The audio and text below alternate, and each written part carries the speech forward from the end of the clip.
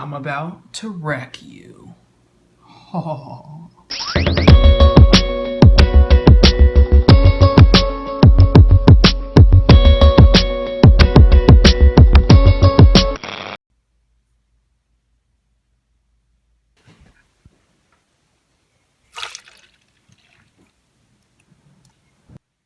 2 scoops of MTS going in here.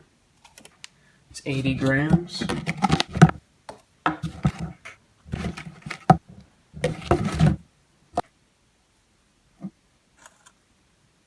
On this rainy Monday morning, we are exactly 12 days out, guys. And it is a little cold today, but I think it might get nicer throughout the week, so talk to you in the car. So like I said, guys, 12 days out today. It's Monday morning, so last full week of cutting before peak week. Woke up today at 141, as you saw. I've sort of been like hanging around that 141 to 142. Every now and then I'll dip below 141, that range. So basically the low 140s. I sort of noticed also, like, every time I'll get to the lower end of a weight range, like the 160s, the 150s, that's where I'll kind of stick. It's weird. Like, I remember I was in the 151s for like 2 weeks or something. But at this point in prep, guys, I don't think I have to get that much lower weight-wise. I just think I'll start looking better and tightening up, especially on these low carbs all week long. And then once I carb up, I'll be good. But anyways, like I said, 2 scoops of MTS Red Velvet Whey. You're probably wondering why I'm not using that ISO whey that I love so much. And in short, I wanted to sort of have a bigger breakfast this morning with like rice cakes and peanut butter and stuff, but we don't have any rice cakes in the house and I didn't have time to make like oats and stuff. So I just chose to have the MTS whey because it has more calories. It does have some fats and carbs in it, as opposed to the ISO whey, which is just straight protein. That's great, but I kind of want to have something that might hold me over a little bit longer until after class. So I'm going to hit class up, guys, and I will check in with you after then. Never drinking a shake so fast. I hope this holds me over. Munching on this cucumber because I got home famished. That shake did not hold me over at all. So while I make myself a real meal, I'm gonna eat this this entire thing of cucumber. Alright guys, so I got my meal made up. I just threw an omelet together with some ground beef, the rest of the ground beef that I had, not too much, just about 50 grams. And I made my signature peanut sauce that I'm just gonna pour over the omelet. A lot of you guys may be thinking, what the hell kind of combination is he making? I don't even know, guys, but honestly, it's a few food groups that I like, and I'm just kind of putting them together because I'm starving, and I want to eat now. Pretty low carbs, so I'm going to have a good amount of carbs left later on, but it's funny, the sort of low carbs that I am on kind of gives you like a brain fog at times, like you kind of notice it after a while, so I'll just notice myself doing something random, and then I'll have to like correct myself. Got this cappuccino here. 30 ounces water. Gonna reply to some YouTube comments. Just got that meal finished up, a little bit higher fats there. Hunger has subsided, so it's probably the only thing I'm gonna have besides that shake earlier until my leg day, which we're gonna do after we go tan. And after that, yeah, legs and HIIT cardio. That's what else we have. Got something fun, different planned for HIIT. Been doing it on the bike, but I'm gonna switch it up a little bit today.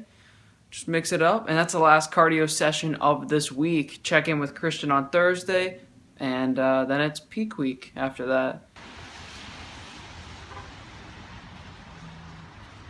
So I just finished up that tanning session. It was pretty good. It actually did warm me up a little bit, so happy about that. Per usual, you know what I have in here. 2 scoops of C4.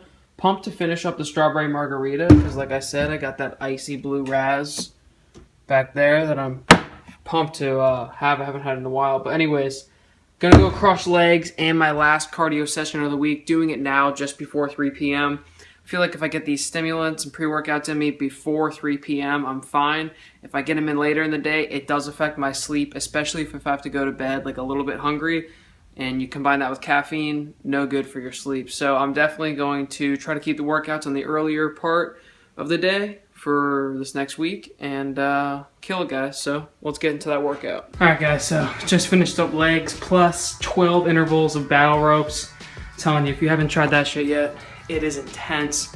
I highly recommend you try it out. The reason I do battle ropes for my HIIT cardio after legs is because on leg day, obviously, you're working your legs. So if you try to do HIIT cardio like on the bike or something after leg day, you're not going to get the same power output. So if I'm doing my lower body, I'll do my HIIT with my upper body and vice versa. But getting into this leg day, basically it was a pretty unconventional leg day.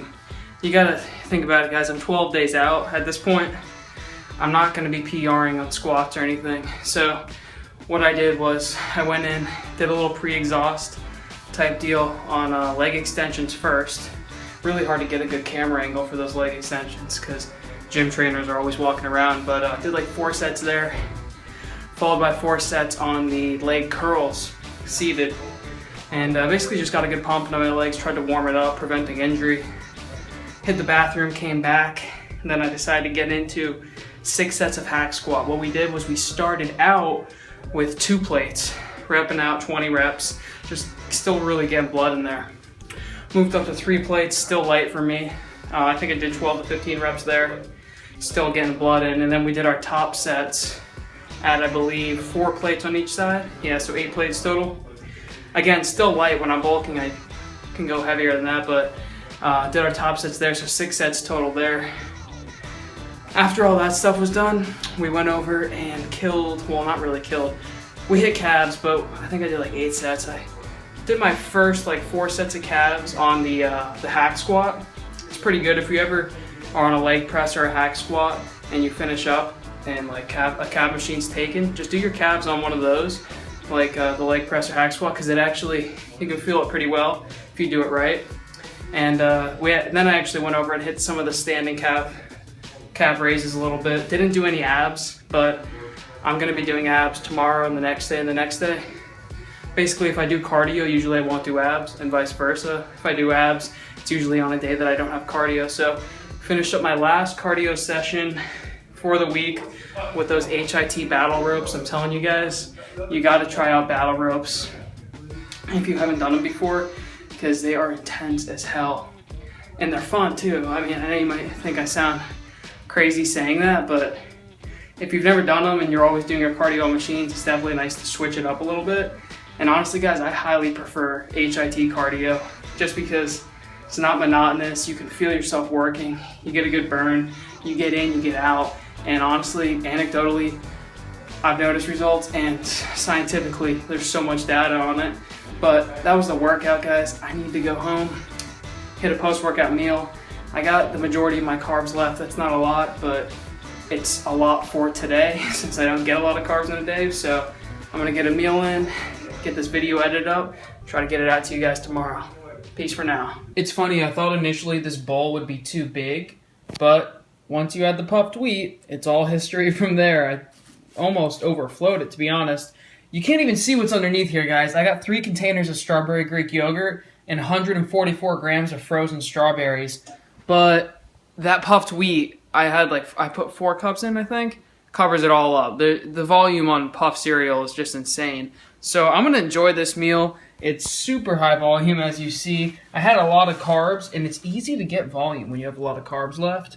Not easy to get volume with fats, but fats do satiate you. So anyways, you can kind of see a strawberry right there, and there's the yogurt in there. That's all on the bottom. If I bring it down here, you can see all the yogurt. So yeah, like I said, gonna enjoy this voluminous meal while I go on YouTube, respond to some comments, start editing this video, and relax. So yeah, guys. After eating a good amount of it and mixing it up, you can kind of see all the stuff a little bit better. Got the Greek yogurt, the berries in there.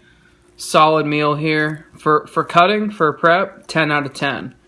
If you have macros though, you can definitely spice a bowl like this up a little bit more. But solid ass volume here. Real good.